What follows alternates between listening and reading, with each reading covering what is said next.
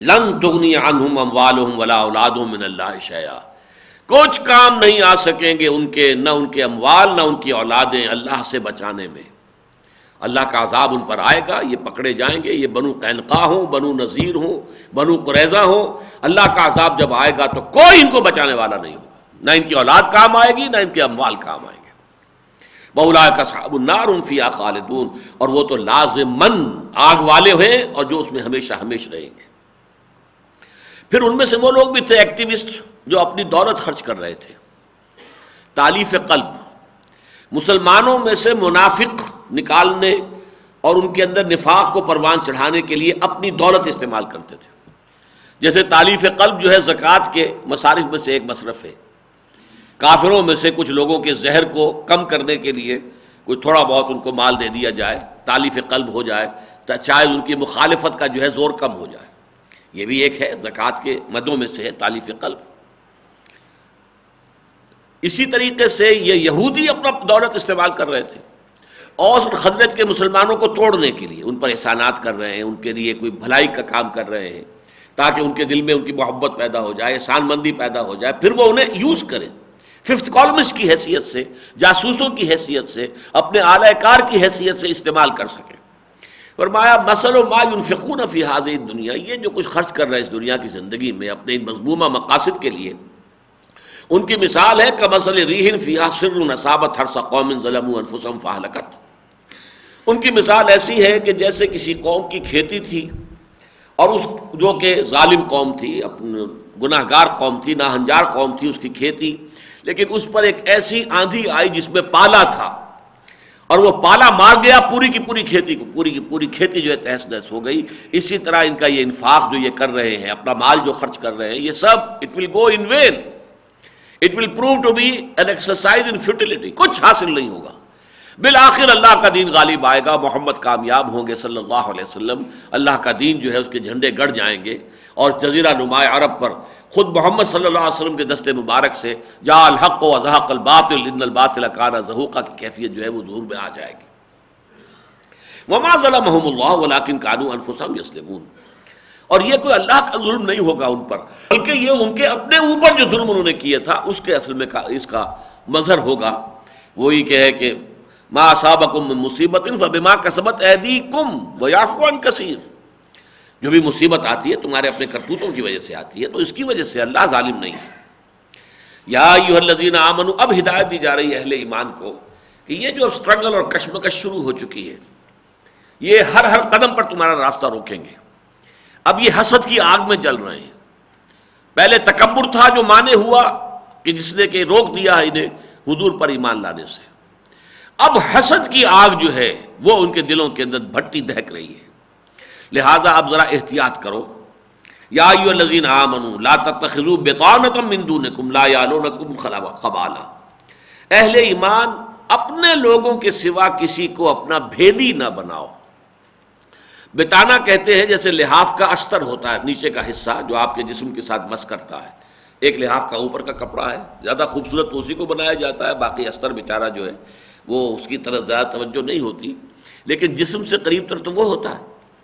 تو بتانا پھر یہیں سے بنا ہے لفظ کہ جو آپ کے ایسے قریبی عزیز ہوں کہ جن سے آپ دل کی بات کہتے ہو، دل کا بھید جس کے سامنے کھول سکتے ہو۔ تو اہل ایمان ان لوگوں کو اپنے سوا کسی کو اپنا بتانا، اپنے بھیدی، اپنے جگری دوست مت بناؤ۔ تمہارا یہ ان کے ساتھ ربط و تعلق، تمہاری دوستیاں، تم ان کے خلوص اور اخلاص اور مظاہر جو یہ تمہارے ساتھ کرتے ہیں، مدارات کرتے ہیں تمہاری اور چاپلوسی کرتے ہیں، اس کی وجہ سے تمہارے رویے میں کوئی نرمی پیدا نہ ہو جائے، تم اپنے راز کی باتیں ان کے سامنے نہ اگل دیا کرو۔ لا تتخذوا بطانۃ من دونکم لا یعلونکم خبالا، وہ کبھی نہیں کرتے تمہارے معاملے میں کسی بھی برائی اور کسی بھی خرابی میں، جو بھی بس پڑے ان کا برائی کے لیے وہ کرنے کے لیے تیار رہتے ہیں۔ ودوا ما عنتم، ان کے اندر جو تمہیں کوئی تکلیف پہنچتی ہے اس سے وہ راضی ہوتے ہیں، پسند کرتے ہیں اس کو جو تمہیں تکلیف پہنچائے۔ قد بدت البغضاء من افواہہم، یہ تو ان کے منہوں سے ان کا بغض جو ہے، اندر جو آگ لگی ہوئی ہے بغض کی، عداوت کی اور حسد کی، وہ ان کے منہوں سے ظاہر ہے، ان کی زبان سے ایسے زہر میں بجھے ہوئے الفاظ نکلتے ہیں۔ تم اذان دیتے ہو تو وہ مذاق اڑاتے ہیں، تم کچھ اور کہتے ہو سمعنا واطعنا، وہ کہتے سمعنا وعصینا، تم کہتے ہو کہ انظرنا یا راعنا تو یہ کہتے راعینا۔ یہ سارا جو ہے ان کے اندر کا جو خبث ہے اور جو بغض ہے ان کے اندر، وہ ان کا ظاہر ہے ان کے زبانوں سے، ان کے منہوں سے۔ قد بدت البغضاء من افواہہم وما تخفی صدورہم اکبر، اور جو ان کے سینوں کے اندر چھپا ہوا ہے، جو بغض ہے، جو دشمنی ہے، وہ اس سے کہیں بڑھ کر ہے جو ان کے منہوں سے ظاہر ہو رہی ہے۔ یہ تو ٹپ آف دی آئس برگ سمجھو کہ آئس برگ کا صرف اوپر کا جو ہے وہ ٹاپ تمہیں نظر آ رہی ہے، نیچے کیا کچھ ہے، جن کے سینوں میں جو آگ لگی ہوئی ہے، حسد کی آگ بھٹی کی شکل میں ہے۔ قد بینا لکم الآیات ان کنتم تعقلون، ہم نے تو تمہارے لیے اپنی آیات کو، اپنی ہدایات کو، اپنی رہنمائی کو واضح کر دیا ہے تاکہ تم عقل سے کام لو۔ ہاں انتم اولئک تحبونہم، دیکھو یہ تم ہو جو ان سے محبت کرتے ہو، کیونکہ پرانے روابط تھے اوس اور خزرج کے اور ان تین قبیلوں کے آپس میں روابط تھے، دوستیاں تھیں، اور مسلمان تو اپنے اسی خلوص اور اخلاص کے ساتھ گویا کہ ان کے ساتھ معاملہ کر رہے ہیں۔ ہاں انتم اولئک تحبونہم، یہ تم ہو کہ جو ان سے محبت کرتے ہو، ولا یحبونکم، وہ تم سے محبت نہیں کرتے، وتؤمنون بالکتاب کلہ، تم تو پوری کی پوری کتاب پر ایمان رکھتے ہو۔ یہ پوری کتاب سے مراد کیا ہے؟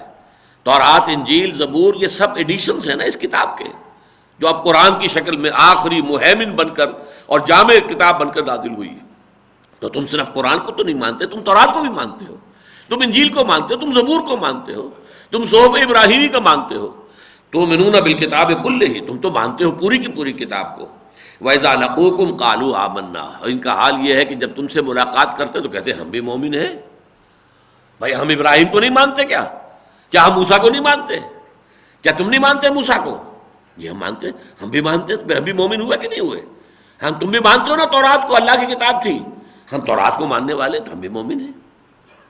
وَإِذَا خَلَوْا، اور جب وہ علیحدہ ہوتے ہیں، خلوت میں ہوتے ہیں، عَضُّوا عَلَيْكُمُ الْأَنَامِنَ مِنَ الْغَيْظِ، تو پھر اپنے غصے کی آگ کی وجہ سے اپنی انگلیاں چبانے لگتے ہیں کہ ہمارے کیے کچھ نہیں ہو رہا۔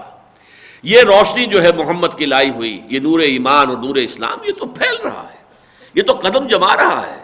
یہ تو بہت مضبوط ایک درخت ہو گیا۔ كَزَرْعٍ أَخْرَجَ شَطْأَهُ فَآزَرَهُ فَاسْتَغْلَظَ فَاسْتَوَىٰ عَلَىٰ سُوقِهِ۔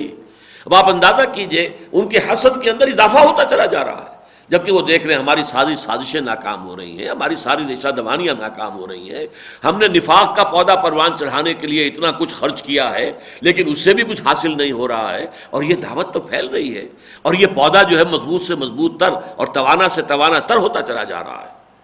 تو پھر یہ کہ اپنی انگلیاں چبانا غصے میں، جھنجھلاہٹ کے اندر، یہ ان کا طرز عمل ہے۔ قُلْ مُوتُوا بِغَيْظِكُمْ، کہہ دو کہ مرو، ہلاک ہو جاؤ اپنے اسی غیظ میں، اسی اپنے غیظ کی آگ میں بسم ہو جاؤ، اسی اپنی حسد کی آگ میں جل مرو۔ ان اللہ علیم بذات الصدور، یقیناً اللہ تعالیٰ خوب جانتا ہے جو لوگوں کے سینوں کے اندر ہے۔ ان تمسسکم حسنۃ تسؤہم، اے مسلمانوں تمہیں اگر کبھی کوئی خیر پہنچ جائے تو انہیں برا لگتا ہے، یہ کیا ہو گیا، کیوں انہیں یہ کامیابی حاصل ہو گئی۔ وَإِن تُصِبْكُمْ سَیِّئَةٌ یفرحوا بِہَا، اور اگر کہیں کوئی تکلیف آ جائے، غزوہ احد میں تمہیں تکلیف آ گئی، انہوں نے جو ہے شادیانے جو ہے بجائے اپنے،